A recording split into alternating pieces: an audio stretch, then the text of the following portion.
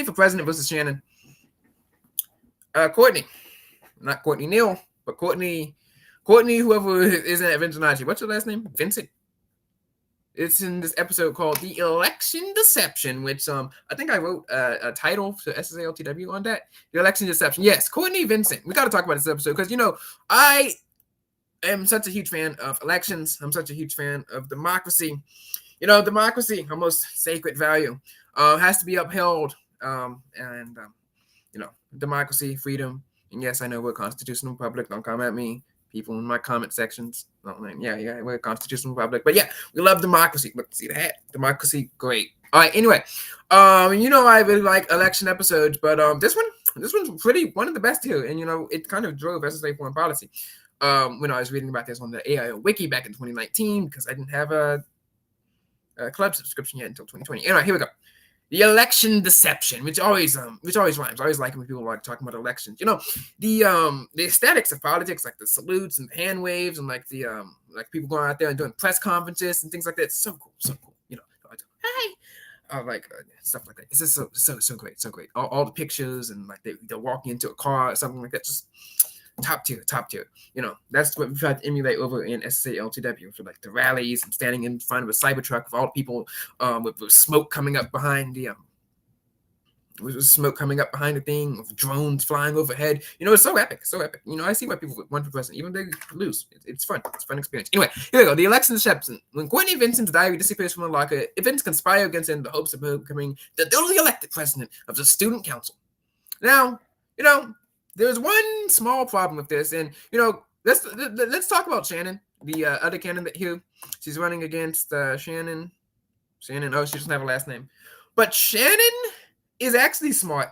She's conniving, she's evil, but she's actually smart because she is able to gain access to this locker here as well, and she's also able to somehow stay away from the Oppo researchers and Lucy Cunningham Schultz because the Oppo researchers should have been able to bust her, because the episode I heard right before this was the episode where she has a house party and the police come by and they arrest her like college friends or whatever, her brother's college friends, and it's loud and she gets in a whole bunch of trouble, and she's also like a head cheerleader. So this woman here, Shannon, was able to get all these people to come to her party because she was the head cheerleader, and she had the power to decide. I don't know why the head cheerleader gets to decide who the new cheerleaders are, and then the cheerleaders become popular. So, Shannon should have won this election. I mean, she probably would have won this election if she didn't go underhanded and do dirty moves like this.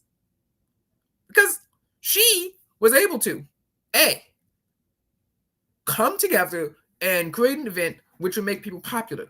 And then B, she becomes popular, and then she gets to decide who gets to be popular. So essentially, she gets to pick who her friends and enemies are. And if she picks Courtney or whatever, if she picks Erica or whatever, and she becomes president, she can either influence her.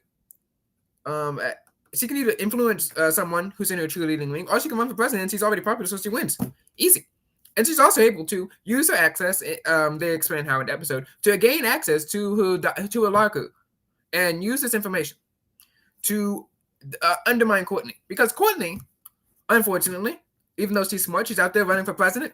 And, I don't condone what Shannon did here, but she's smart. She knew what she wanted and she did it. I said that about some other girl, but I forgot who it was and I couldn't search in the transcript. So let's just get that clip out there. She essentially blackmails Courtney without anyone knowing and tricks her into showing up to campaign rallies and events. She steals her speeches. She posts mean information that Courtney has written about all around the school, and even drives a wedge between Courtney and Erica's friendship. Now, she only makes one mistake, and that is Courtney wrote a victory speech in her notebook, and for some reason Shannon used the same speech, which doesn't even make sense. Like, Shannon, if you're just smart, write your own speeches. Like, why do you have to steal her speech? That doesn't even make sense. If Shannon had never stolen her speech, the introduction speech and the victory speech, she would have never gotten caught. No one would have ever known that her journal was stolen, and she would have won this election. And Shannon, even though she's an evil, conniving little girl, probably deserved to win this election. She is very, very smart. I mean, heck, she was able to have the Oppo researchers not know that, the police were at her house at a party. Like, how did that not come into play in the election?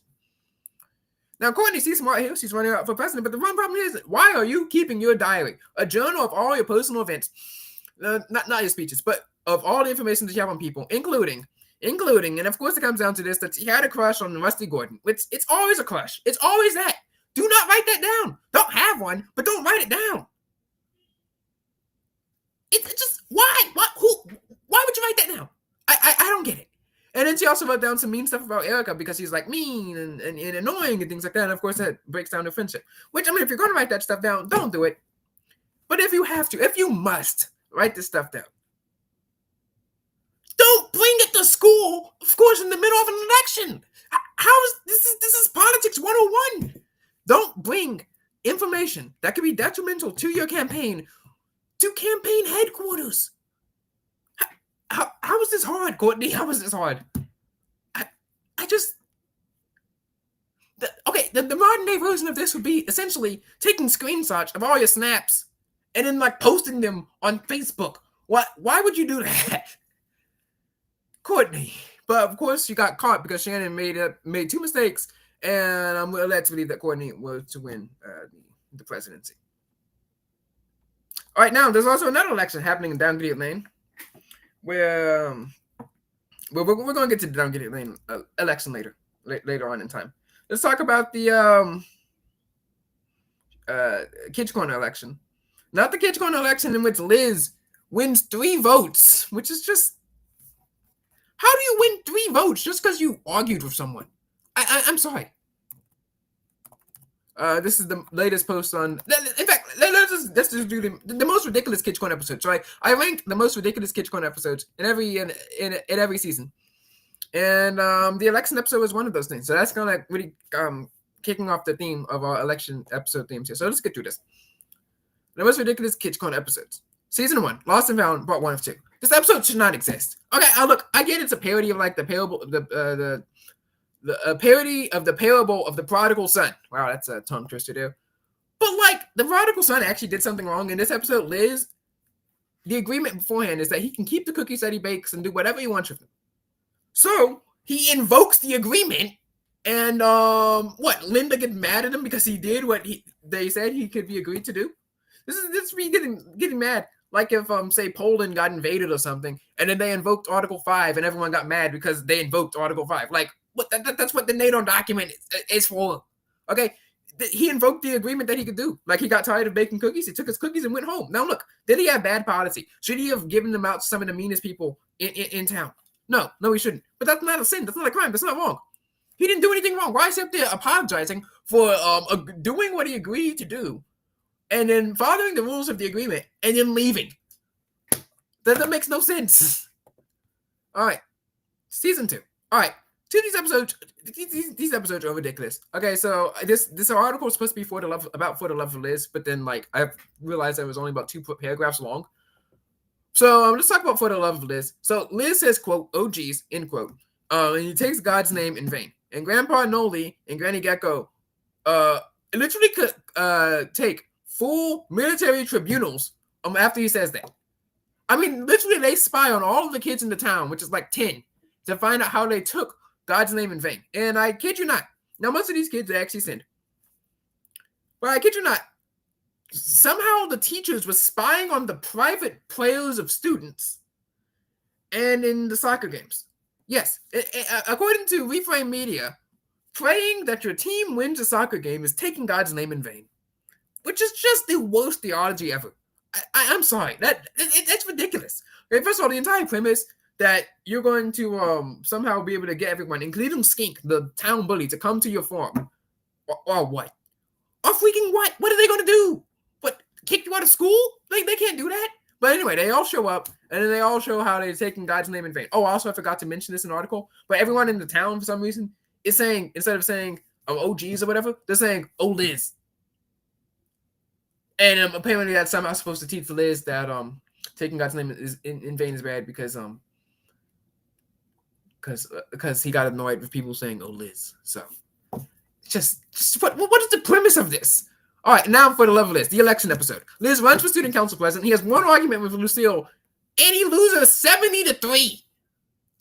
How? How do you lose 70-3?